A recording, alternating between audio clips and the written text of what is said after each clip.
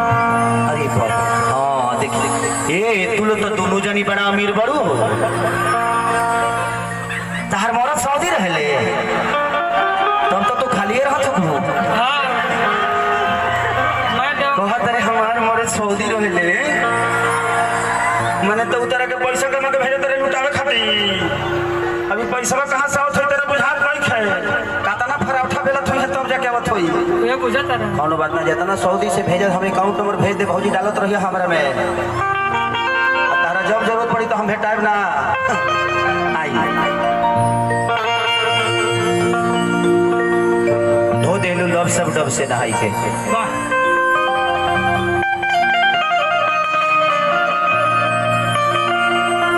एक हनुमान जी का भजन गाता हूँ उसके बाद ये राजनीतिक कार्यक्रम नहीं कहूंगा मैं इसको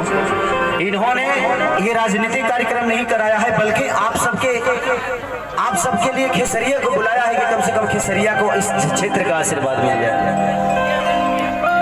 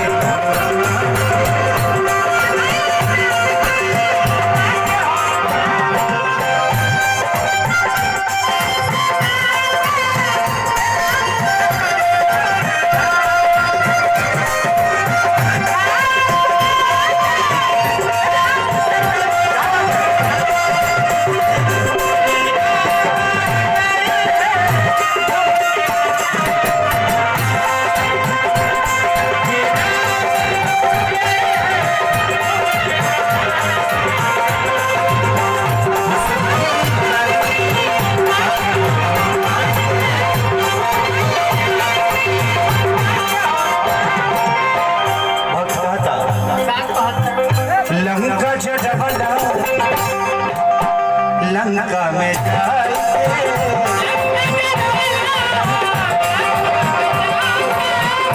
आशा देख भवना मुनरी देख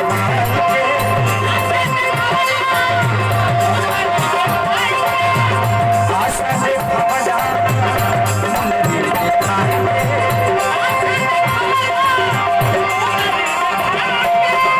और सोहना ही पवना